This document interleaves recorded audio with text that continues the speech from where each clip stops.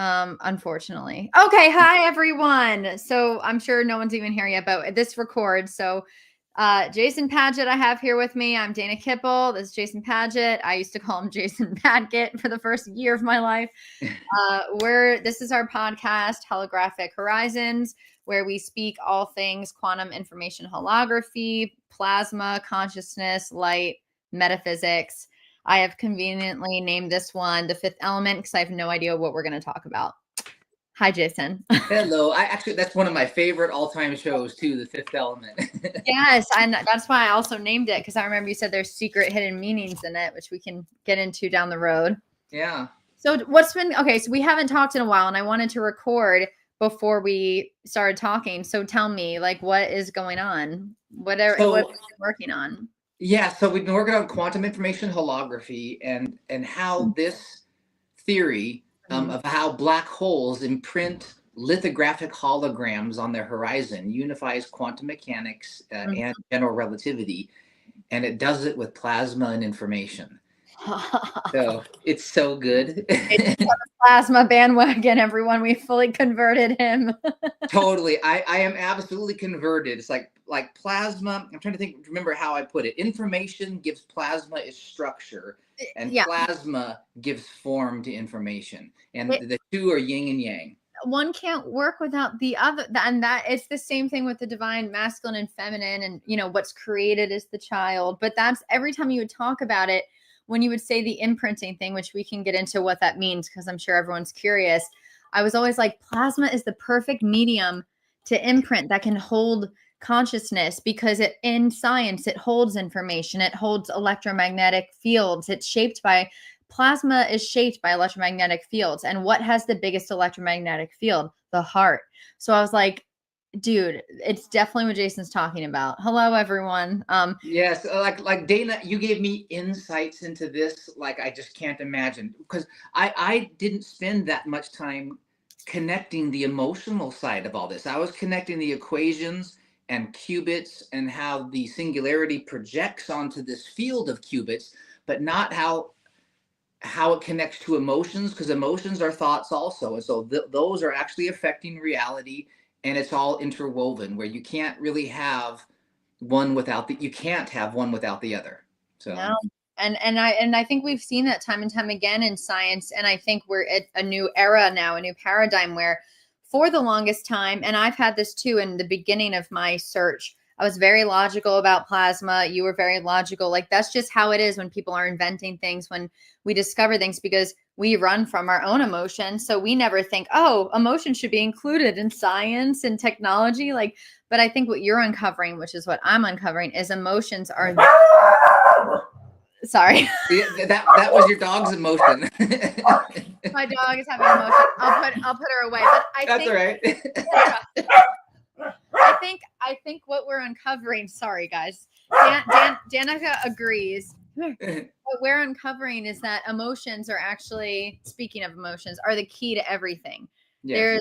That technology will reach, and I want to know your opinion. Technology will reach this point of singularity, not when AI is conscious, but I think it's when they realize that AI cannot become conscious without them bringing emotions into science and technology.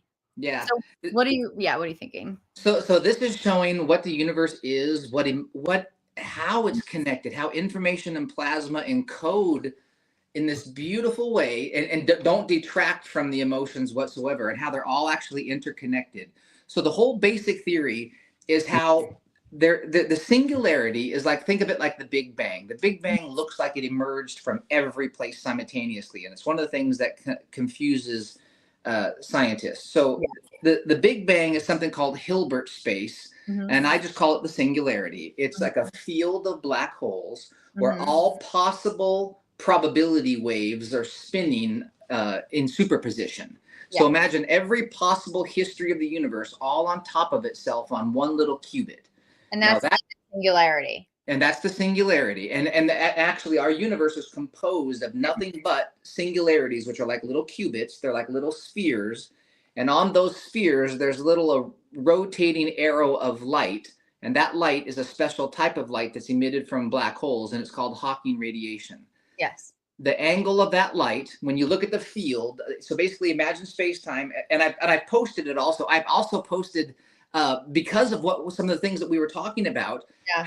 how holographic DNA is encoded from the singularity being like basically like the male, and the holographic screen being like a female, and how this is directly related to fertilization. It's the same process between sperm and egg fertilizing, is the same thing is happening between the singularity and the event horizon, where the singularity is oscillating information, and the field of qubits receives this information and gives it structure as an interference pattern.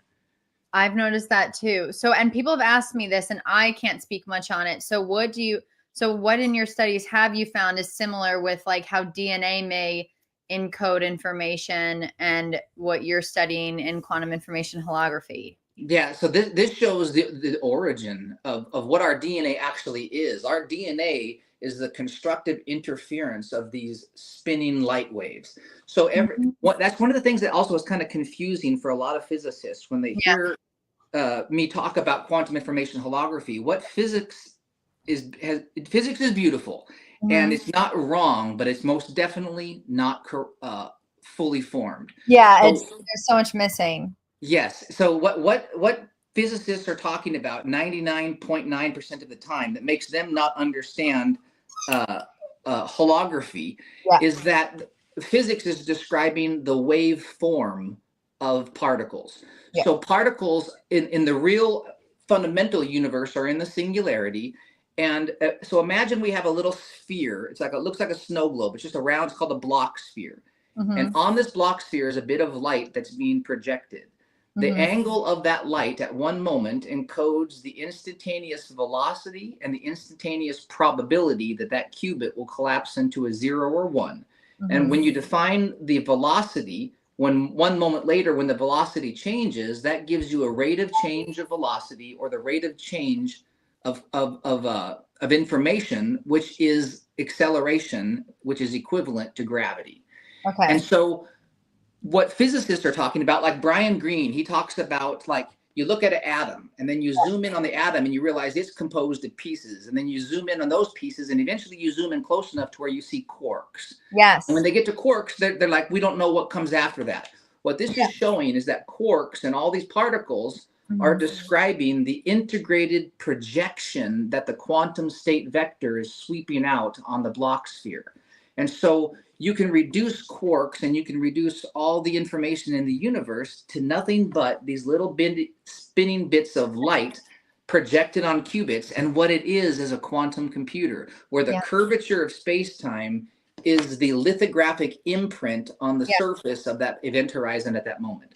Yes. And it's funny because to me, what you're bumping up against right now and what you're saying is my theorized plasma field, which is like a living ether. It can't be proven yet in science, but I think that what is beneath that is just a finer form of everything we're speaking of in the material reality. So to me, that would explain how thoughts are actually imprinted on plasma versus like all these physical things we know of. Like, to me, if the finest matter right now is made of quark and plasma, and in the world of thoughts and emotions, it would make total sense that also is plasma. We just don't have the right tools to test these. I want to ask something about, because you kind of were leaning towards it, and this is what I've been working on in my writing lately. I fully believe that when we die and go back to this space of information, of intelligence, of consciousness, whatever, that those imprints that we always remember are all our lives in that space when we die. And I want to know what you think about this with your study. But the issue, obviously, is when we come here for each life, for each, how the slides are made, we forget all our other lives. With what you're saying and with what I'm studying, if it's all imprinted in the plasma, if it is in our DNA, there has to be some way that maybe that true immortality has nothing to do with technology. It has to do with us remembering those lives, so we can consciously die and continue on in these lives, and we'll never forget. So tell me what you think about that. You are exactly on. So what this is showing is our universe is a lithographic imprint, Planck time, moment by moment, where these spinning light waves in Hilbert space are spinning on the singularity, and where they constructively interfere with each other, there's what's called, when you look at the flower of life, there's these little overlaps where you can see where the circles overlap. Yeah. I call that stream hopping, but scientists call it quantum teleportation, where those quantum state vectors overlap each other, and there's a 95% or higher what's called trust integral. It's light shaking hands with itself to know how probable it is that the information is correct. Yeah. And so reality creates that lithographic imprint on the horizon, the event horizon. So what it's showing is basically our universe is all possible histories that is imprinted or spinning in this Hilbert space. It is broadcast, and the lensing, the sum over the histories, which is Richard Feynman's sum over histories. Only here we're saying that the action and the action along the path is defined by the phase and the frequency of the quantum states. Those probabilities are lensed onto a horizon of holographic qubits that are all the Planck length. And that's what we experience as reality. So it's basically like a big blockchain. You know how Bitcoin is a blockchain? Yeah. Where everything, you can see everything and nothing is hidden. It's all out there in the open. What this creates is a lithographic imprint on a hologram or on the event horizon, where the shape of the hologram is the code, which is what lithography is. Yeah. And it's also a blockchain, meaning every single point in space and time, every single person's history is preserved holographically, eternally on the horizon. Okay, so then I want to know what you think about this. This is great, because we did not plan this. So that is what my theory is kind of going with, is there's already all those futures, there's already all the pasts, and they're all imprinted. They're all these probabilities. I believe that when we get into emotion, when we get into living in the present, that there is some way you could call stream hopping, but we can hack in or see these realities, what I would call timelines, future and past, that it's completely provable, even in the math you're doing and the stuff you're coming up with, that would create what I call, and this is why there's no real infinity in math, if this makes sense, what I would call new emergent futures that have not been imprinted or happened anywhere. And the only way to do that is by grabbing from each of those timelines and learning how to read these fields, because that is the only way to create true new emergence and true new timelines. But you can't technically see into them because they actually have never happened, which I know is a paradox. But of course it's a paradox, because that's how I think the world works. Right. Anyway, it's really interesting. So this shows that the whole universe, think of the singularity, the Big Bang. So this information field that is composed of nothing but qubits, and we are the projection of the information that's in those black holes. That information you can't see in a black hole, which is what's been confused scientists so much. But they thought information is destroyed and that information doesn't escape black holes. But it turns out the information does escape. You can't see in a black hole, because to look at something, you have to hit it with light, and then black holes absorb the light. Yeah. But black holes are entangled with their holographic screen, their event horizon. Entanglement means when there's a qubit or an bit of information in the singularity, the information that's entangled with on the horizon is the exact reflection. So you can see in a black hole by looking at its event horizon. It's like watching a movie in a mirror. You can't see in the black hole, but you can see its reflection on the mirror. And so all those histories are there. Think of it like Netflix, where all the movies are there. We can tune to it, which is what you call stream hopping. Yes, and stream hopping literally is quantum teleportation. So stream hopping, stream hopping means you're leaping from one timeline to the next, and that's what reality is actually already doing.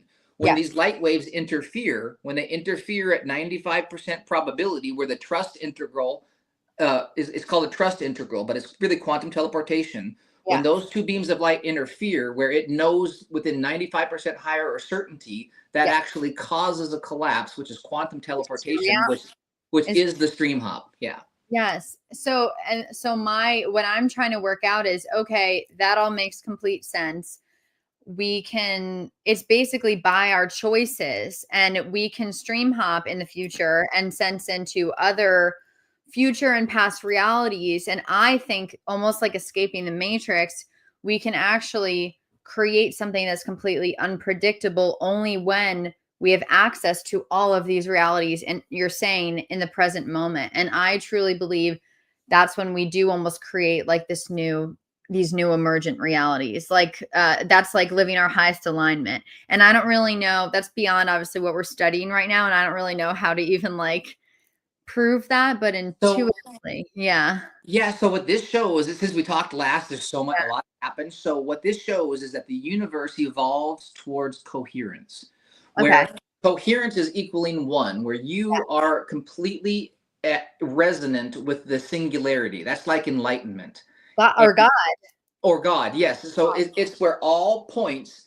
What's really amazing about this is like it shows that everything comes from light. So all these different religions and all these different ways of looking at reality are all kind of unified with it. It shows how light itself, when by being entangled with itself and projected onto a holographic screen, the projections of those bits of light and the interference patterns they make define velocity, probability, quantum mechanics, and our lives. Yes. And it seems like every religion and every science all have a little piece of it, and we're all arguing over things we really agree on. So yes. Oh my God. So yes. Okay. And I think what's happening now is me and you are almost explaining what is underneath all religions and cultures. So like whether I call it plasma consciousness synergy, you call it quantum information holography, I think it's the same thing. Because for me, consciousness has to do with light and information, and plasma for me has to do with that, that intelligent field, and they're both synergizing. And same thing in light language, or the lithography or quantum information holography. I think that all mythologies, all stories, all cultures are people's consciousness interpreting that field that you're speaking of, that I'm speaking of, and that light, whether it's our future God or past. I think there's no such. I think it's just all there, right? But it also is in the future and past. Yes, it's all there. So right now, you and me and everything, according to this quantum information holography and this field of intelligent plasma, it's all there all the time. So right now, everything around you, even me, all we're seeing is like electromagnetic waves all over the place, going left and right, forward, backward, all over the place. Yeah. And our microtubules in our brain. So picture it like this. All around you is just nothing but spinning bits of light on these little spheres, and that's it. Yeah. And that's angular frequencies. That's the Hilbert space. That is the singularity. Mm-hmm. The microtubules in our brain. So when you see a TV signal, black holes.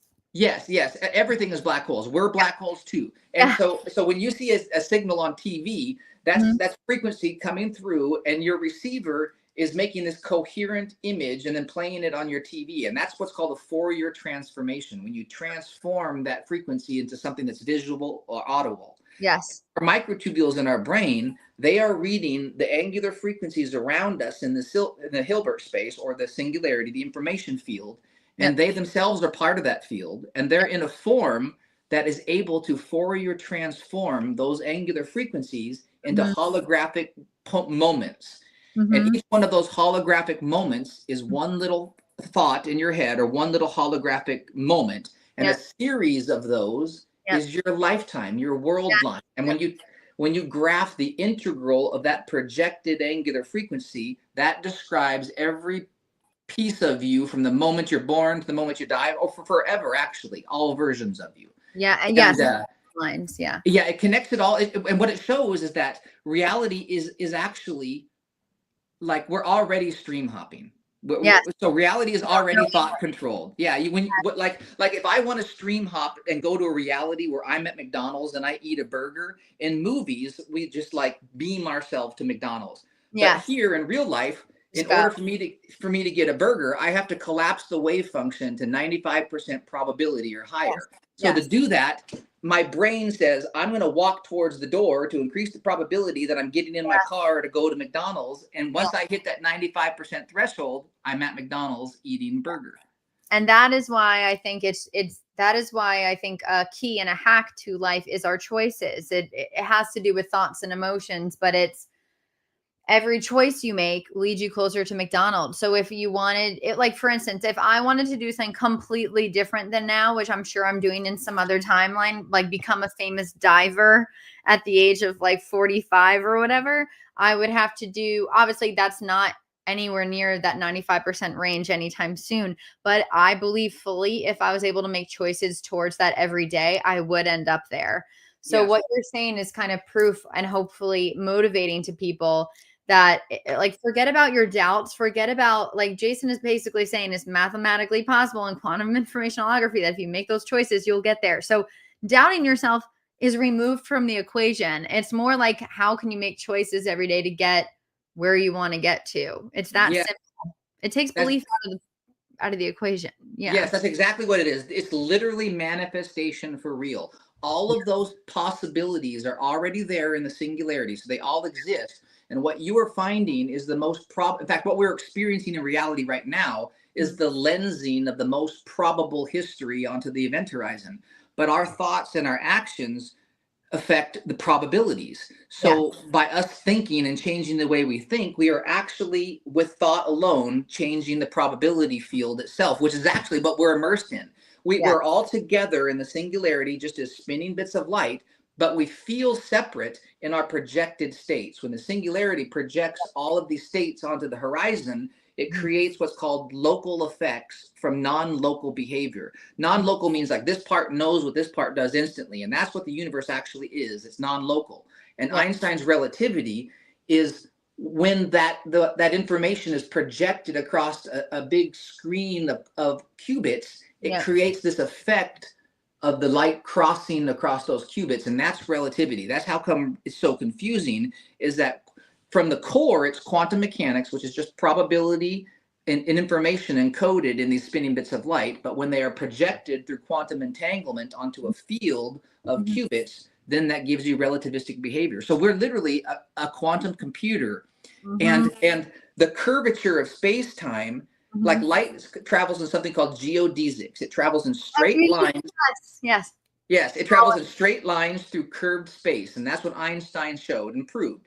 And what this shows is that curved space is the entanglement between the qubits, and light is traveling from a straight line between qubits. So light travels in a geodesic in straight lines through curved qubits, through entangled qubits. You're bringing me back to emotion because I'm writing about this in my book and I'm obsessed with geodesics. So, and you know this, with a geodesic, the way they work is the path of least resistance. This is where emotion comes back in. So everyone, we're all in a geodesic. You could think of it as your Mirkabov, your plasma bubble, your what do you call it? The sphere of light, or what do you call our own singularities? Yes. So yes.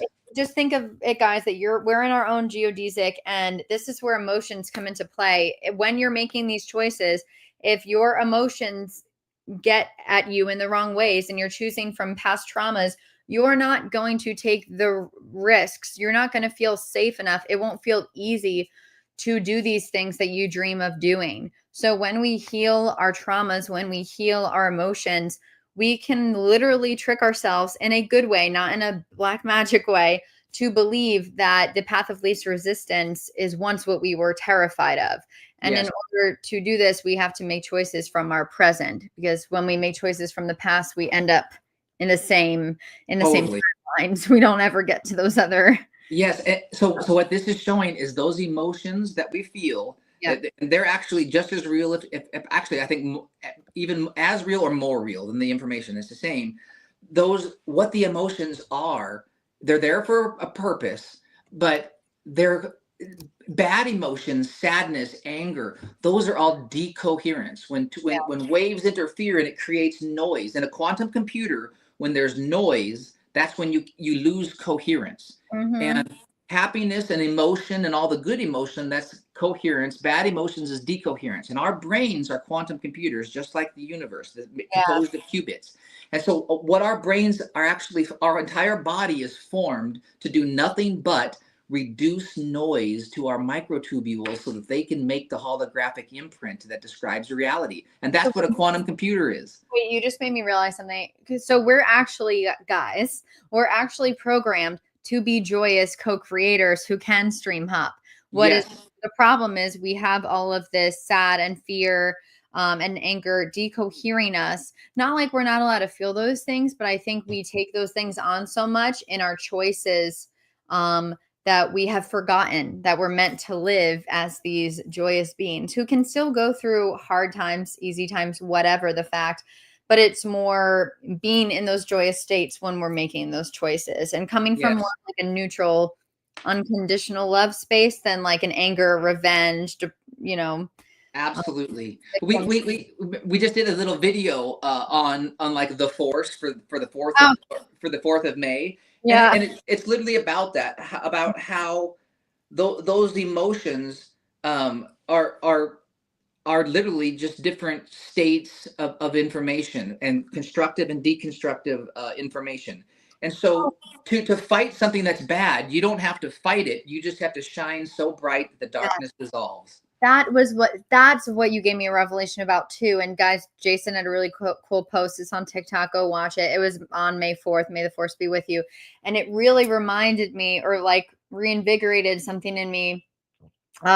Just repeat what you just said because it'll remind me again. Yeah, so it's showing, it's basically like the force, like when Master Yoda says luminous beings are we, not this crude matter. We really are composed of light, and we Yes. are that with we put out there. So the Yes. light side is really moving towards coherence, and the dark side is a path that gets you something quickly, but it has lots of noise that creates decoherence. Yes. So guys, that's what we call black magic. That's what, when people think they have to sacrifice something to get something else. Those are all facades. They're things that work, but they decohere quick, like what Jason's saying, or they make your soul feel like absolute crap. And anyone that's done it knows that in the grand scheme of things, there is a light magic, a rainbow magic, a way to do these things from joy. And yes, they might, what Jason's saying, and what I've at least experienced, they might feel like they take a little longer, but your soul is so full in the end. There's miracles beyond your wildest dreams. And I think what you're saying is when we make those choices from those dark places, to me, well, no, that's something else, which I'll get back to. But yeah, it just proves to me that our original state is programmed for joyous co-creative magic. We've just Absolutely. forgotten. Yeah, love and trust and these good emotions are this path to coherence. And Yeah. coherence means empathy with each other, not being weak, but not being overly strong. It means this balance of finding where we all meet coherently. And Yeah. that is what moving towards, and what's amazing is that's what the universe evolves towards Sure. naturally. You know, Coherent. yes, coherence. And this even showed in the past like 2 weeks. So when we found this quantum teleportation algorithm, it shows how stream hopping actually occurs. It actually shows mathematically that there's a karma integral also. So yes, it shows how Knew when it. things go so far off center, there's a balance and an equilibrium to these qubits, and how things come, they oscillate back to equilibrium. And when Yeah. something goes too far off, that's karma, it Yeah. snaps back harder. And so when you go too far one way or too far the other, it creates this decoherence within society itself, because societies are actually these integrals of information that overlap, and how our cultures work and our belief systems and our emotions, and whether or not our whole planet and all of our governments are working together cohesively to create constructive interference instead of destructive interference. And that's what's happening in the world lately, is there's all this destructive interference, and we all need to find that no matter what we do, there's a path for us to get to a win-win for everybody, always. And there is, and the thing that sucks about that is most foundational, everything from politics to the medical field to science to everything is built on the destructive one, because Yes. we've lived in that fear survival state. And it's no shame on anyone. It's more just like that's how we lived, but Yeah. times are changing. And like I really hope we can influence these people in power to realize that this can literally be a win-win. It is your fear telling you that it is not a win-win. And something else very important is, and I think this is what I try to do, but what we could always fall into, which I'm so glad we usually don't, and I'm very aware of, and what you said is, instead of putting any energy into fighting darkness, you put it all just towards light and joy. Yes. Just Yes, like, you just radiate yes, light onto it till that darkness just dissolves. And that's yes, all, it'll and that's it. dissolve. Because when I used to fight the patriarchy, or when I used to fight like anyone who wronged or betrayed me, or just fight any negative emotion, it would come at me worse. All of Yes. it. And even when I used to complain, like, oh, this guy's trying to take advantage of me, oh, this girl's trying to fucking betray me, it would just happen more and more. And the more I'm just doing my thing, focusing on my stuff, focusing on the good in my life, it it just all gets It better. resonates naturally. It's part of this Tesla coil field that Darkness we are goes immersed in. away. This whole field of reality is a Tesla coil. In fact, one of the things I wanted Yes, Tesla to tell you coil. about is like, so this is leading to what I believe with certainty is going to completely change our world. So if we are composed of light, and our body is cells, and these cells compose our body, and our bodies are powered by mitochondria, which store ATP, this chemical that makes our muscles actually move. And what this shows is the singularity is broadcasting spinning light, and everything is really just spinning light, which means that the mitochondria in our cells, protons cross this little membrane, and when they cross that membrane, it creates a gradient that stores energy, and that energy is literally what makes our bodies move. What this shows is that the protons are spinning bits of light.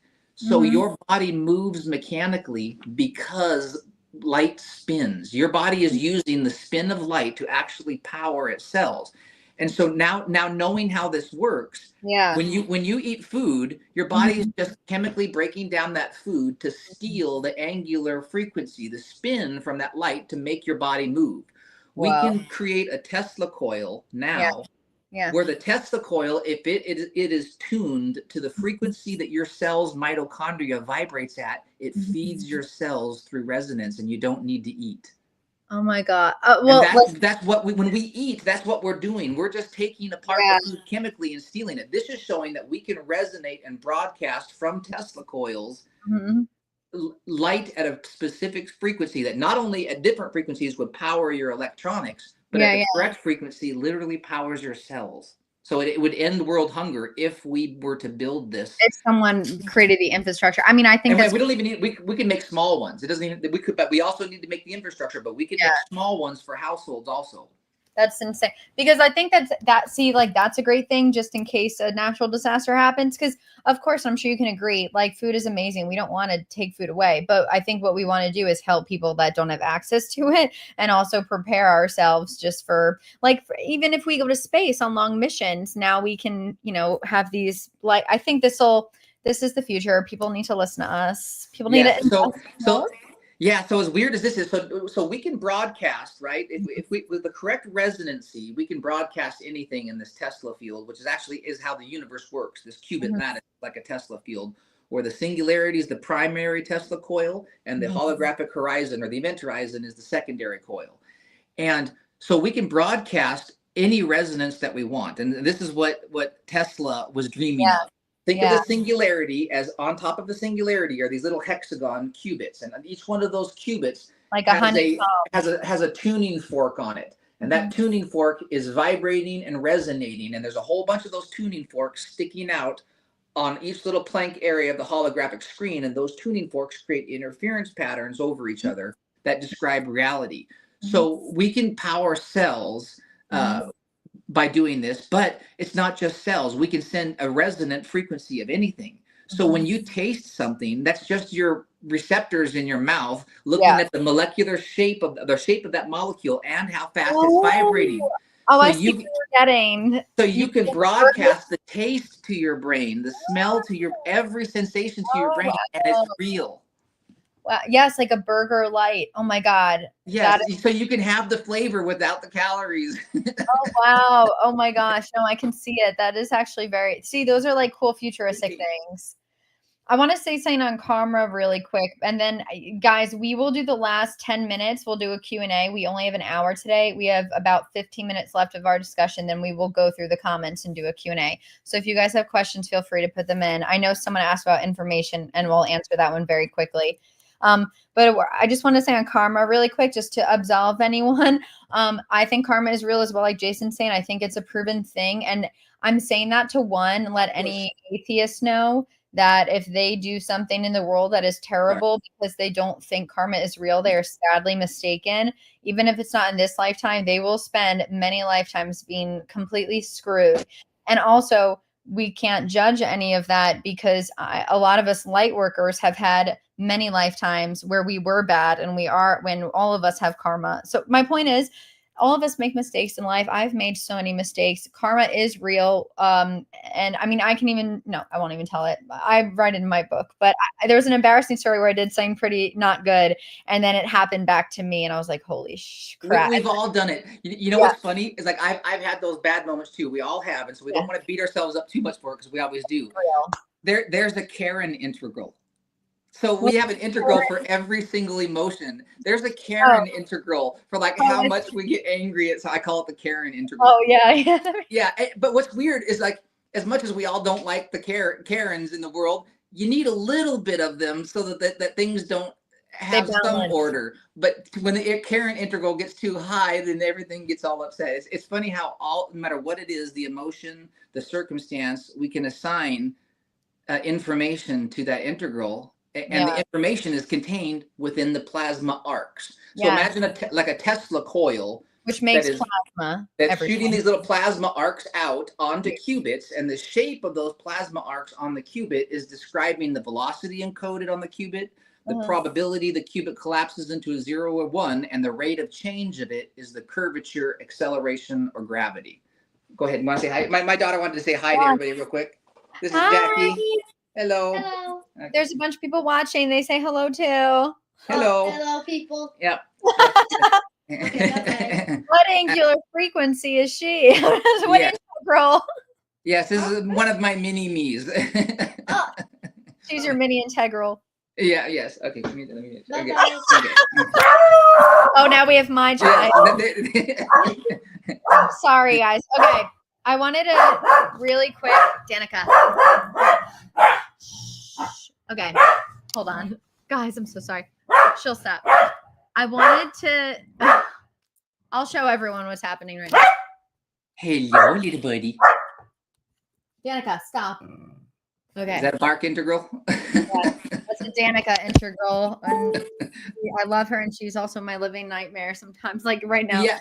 You know, one of the amazing things about this, that this kind of goes off on towards the dog, but it's really amazing.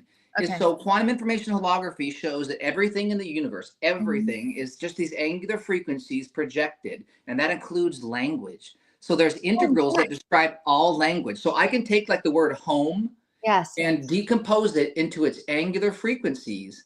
Yes. And it's the same angular frequency for every language. And so, I would love to get into that. So this actually it can work as a translation program between not just languages that we speak, but, like, you can look at a picture and have, like, an artificial intelligence decompose that picture into its angular frequencies, and it'll tell you the meaning of whatever it is that you're looking at by decoding it into its angular frequency, and then actually translating it into whatever language that you want, because fundamentally the information, the integrals are the same. Doesn't matter what language it is, because they're all just light, the language of light or plasma. So, well, I think in that case, yeah, it is. It is kind of both, because what my understanding is, and then I want to get into really quick our definition of information, because I know ours might differ a little, and someone wanted to know what they are, but I think they also cross over. Mm-hmm. All these spiritual people, and I even used to think this was crazy, would talk in the past about light language, and they would be like, and I'd be like, what the hell are they doing? Me too. But now I'm like, oh, I get it. Like, there is something.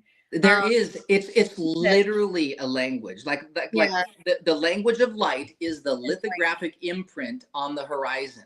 Yeah. And that just means that the shape contains a code of superpositions of zeros and ones, that the shape runs itself. So the singularity is a holographic hard drive that moment to moment projects and renders itself.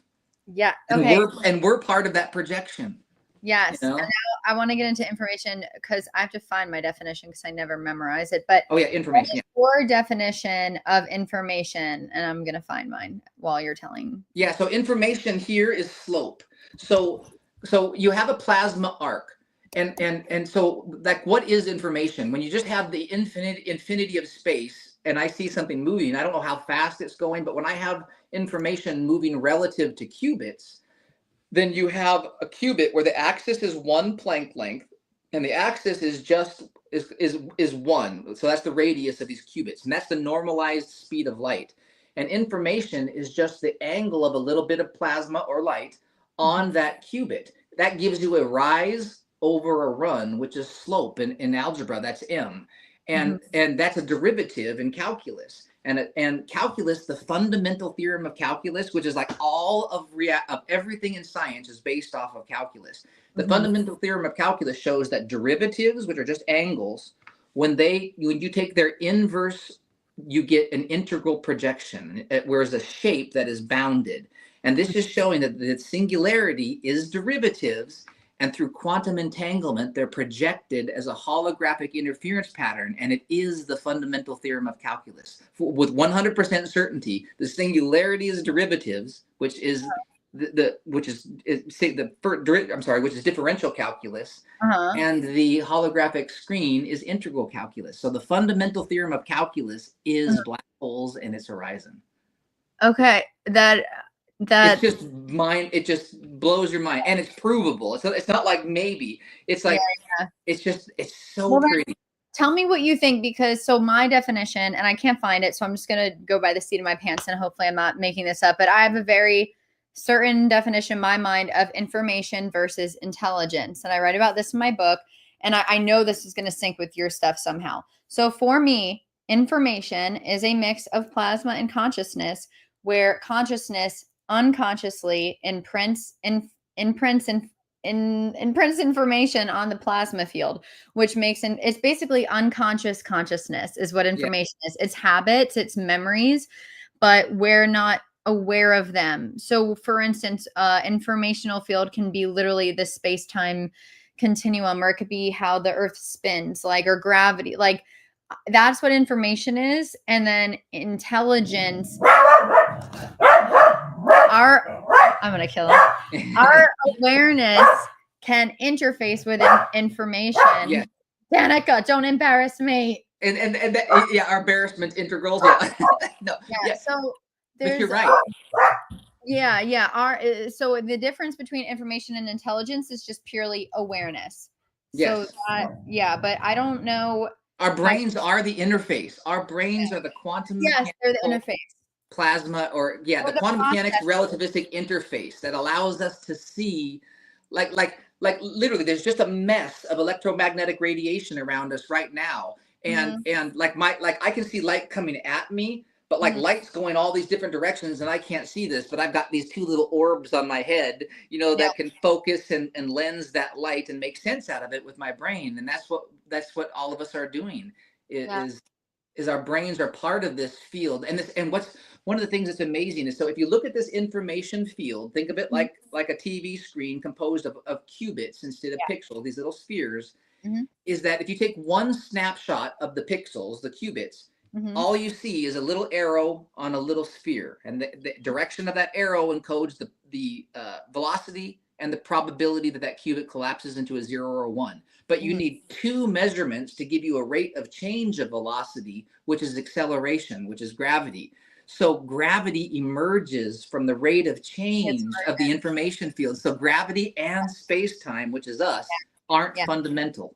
What's fundamental is the derivative. Yes. And that's how, and what I say in my book, same thing you're saying, once again, different language. And it's so good that we can be open and accept each other's languages, because so many people are so fucking hoity-toity about this. Yes, the language doesn't matter. We're speaking the same thing. So plasma consciousness synergy, I think, is foundational. And I think what you're saying is the same thing in your own way. But we're looking at the foundational field.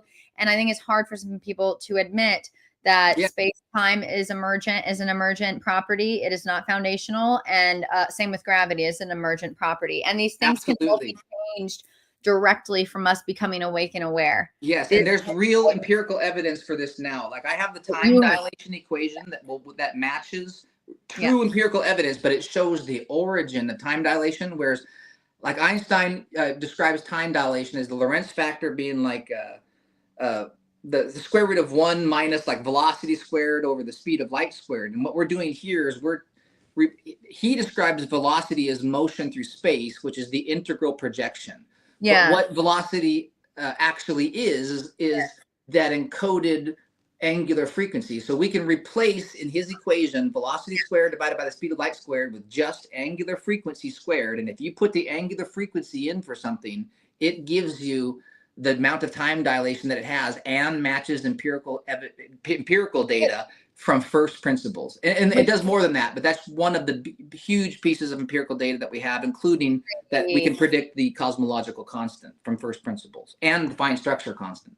So what you're proving, if I'm not mistaken, is that velocity is nothing to do with actual movement. Movement is a facade. It has to do with resonance, which is our thoughts and emotions. Yes, fundamentally. So Einstein was describing velocity, and what he's describing is the projection of that light across the lattice of qubits. And that's relativistic behavior from the non-local field. Yeah, that's non-local behavior from the non-local field. But the local field is actually what's fundamental, not the projection.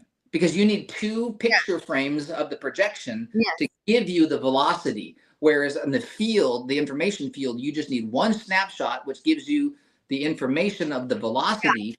And 1 moment later, it gives you a rate of change of velocity. And the rate of change of velocity is defined as acceleration. Acceleration, Einstein proved, is curvature or gravity. So how fast these qubits are spinning, that is the curvature that is encoded on the lithographic imprint on the horizon of the black hole, which is us. Okay, well then I'm going to ask you the star question. What does this all mean for the future of humanity before we get into the Q&A? And then I will say my opinion. Yeah, it means we're evolving into light-based societies where everything is going to, our governments, our communication between each other will all operate on this trust integral, this blockchain technology that is just mimicking what the black hole is already doing, where there is no more lying. I mean, you can, or you just don't interact. It's too long to go into, but there's a lot of things that I thought I designed about stream hopping. I was putting all these safety measures into stream hopping so that we could build a simulation system that simulates reality and that you can't tell that you're in a simulation.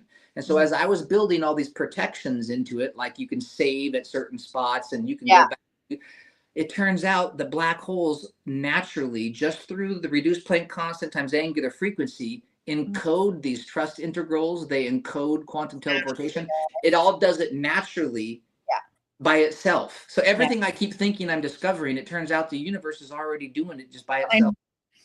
I think the difference, what we're evolving to is realizing that everything the universe does by itself. We are waking up to the fact that we are its reflection, meaning we can co-create and do these same things the universe does, not by learning it or making it up, by remembering it. Yes, that's exactly what we're doing. We are remembering what we forgot, because you and I are the singularity. We're just different pieces of it projected. Individualized, yes. And I think what I'm coming to terms with, which is actually very traumatic and hard and scary, but so joyous at the same time, is letting go. We're all scared to let go because we're scared we'll forget, because we have forgotten for eons coming into this earth. The truth is we won't forget. The more we let go, the more we remember. And I know that because in my work and studies, the more I flow and let go, the more fun I have, the more shit I come up with. And when I'm like rigid and trying to like hold on my seat in my pants that I'm going to forget all this plasma stuff, it's like nothing happened. So I think it's so true. Like, it's so weird that like I'm a big Star Wars fan and a big Matrix fan, but I keep coming back to the Matrix and Star Wars, where I'm like, that fear, that tension, that oscillation that those negative emotions have, that translates itself into everything. Like we're doing what we love, and it just radiates. It just sparkles, and that's the way it should be. And when we're not doing what we love, it's the opposite. And we become the shadows of the things that we project. And it's amazing how it really is all interconnected. And I think a lot of scientists are hesitant, just because of the way the system is set up, to say anything that slightly disagrees with the absolute norm. But the norm is not describing reality. The norm is just describing waveforms as this integral projection and isn't fundamental reality. So it's a fear-based constructed It's a fear-based survival system. And what we want is an open blockchain where it's okay. Hey, yeah, let's like if we're wrong, but we're not going to be afraid to say it, you know? So yes, no, I think I'm optimistic. Unlike most people, I think science will catch up. I think they're all human beings. I think they're fearful, and I think they feel the stress of science. And I think all of these people are awakening. And I think that me and you are people that can help that because we don't have constraints. And I'm so blessed I don't have a degree because I have no pressure on me. And I think I'm just as valuable as someone with a degree. And I think that speaking our truths will hopefully inspire more scientists and just anyone in any field to speak, and any human watching this to speak their truth, because this is how we evolve, by speaking. And in fact, I would say that to scientists right now. So I understand what you're saying, and I understand your doubt. So when I first went and took my very first Algebra 1 class, I had all of this done. And I thought I would show it to my professors. They would see these drawings that I have, and they would explain to me how it worked. And they had no clue what I was talking about. And only when I got to calculus and could write it in the form that they were used to seeing could they agree. But it's all the same thing. It's just different ways of looking at it. And when they teach them math and physics nowadays, what they're doing is they're teaching them to memorize a system, but they're training the creativity out of them. They're training, this is how you get the answer, but not where the answer comes from. And they'll never find it unless they look at it as qubits being projected from the singularity, because that is what unifies it all. And embrace a holistic view. For instance, this is the last thing I'll say because we have to move on to Q&A, because this will literally cut us off at the hour mark. Is that, of course, see, I put pressure on myself and now I forget. That's okay. That I just found out, and guys fact check me, but I think what cures depression more than even medication, and no one stopped your medication, but is dancing and shaking things off like old African tribes do. My point is, dance and art is just as holy and information filled as science and math. So it's just important for everyone to crack open to the fact that we need a more holistic framework. We need to stop splitting things into it. We need to intake from everywhere with our senses and then apply our logic and our consciousness. Like, forget the fucking separations into stupid separated parts of science. Yeah, Danica agrees. We have to work. I love singing. I love singing because the universe is singing. This is the music of the spheres creating interference patterns. Yes. Okay, let's do the Q&A so people feel a little heard, because I always love watching people asking questions.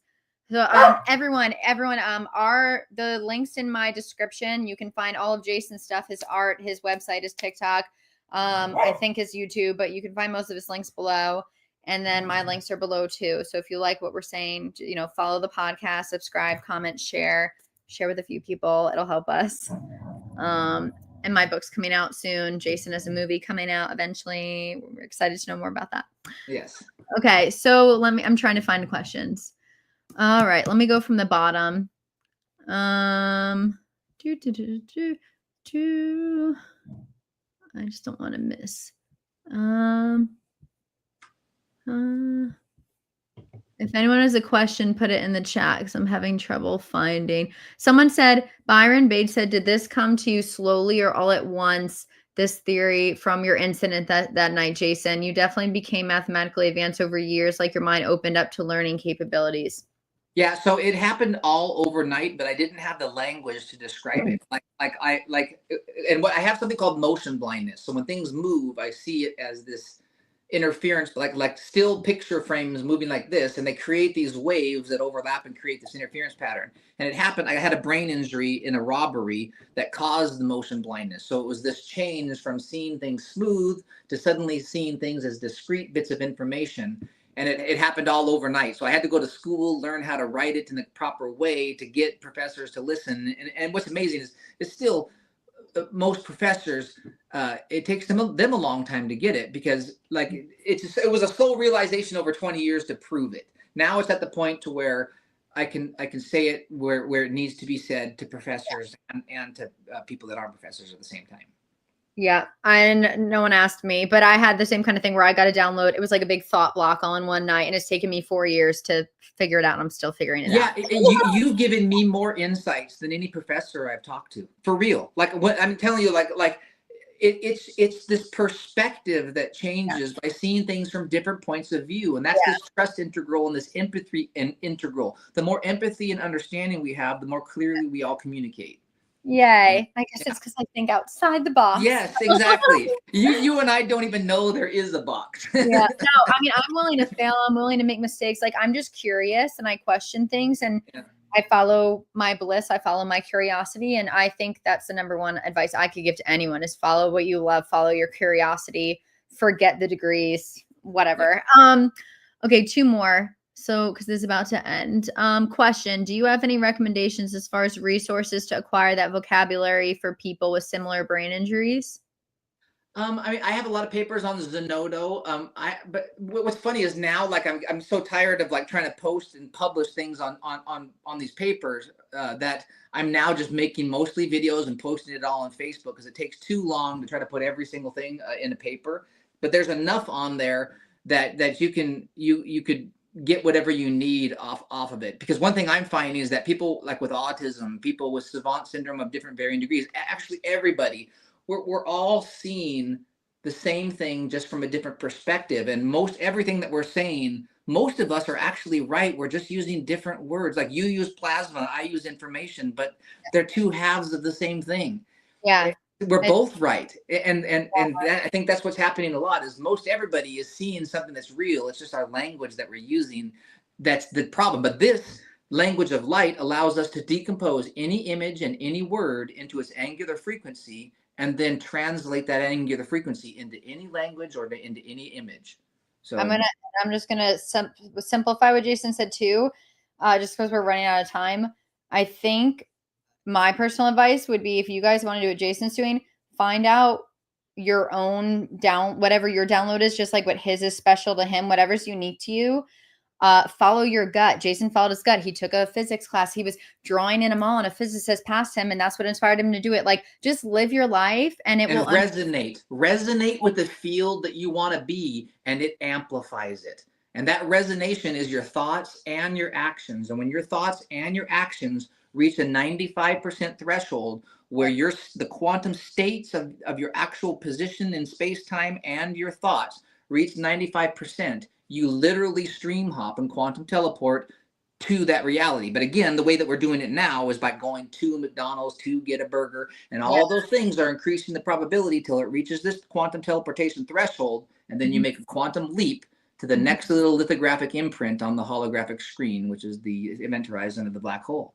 You just answered the 3rd question, which was great, and I'll build on it, and then I'll let you close. We have 2 minutes. How would resonance be maintained in your example?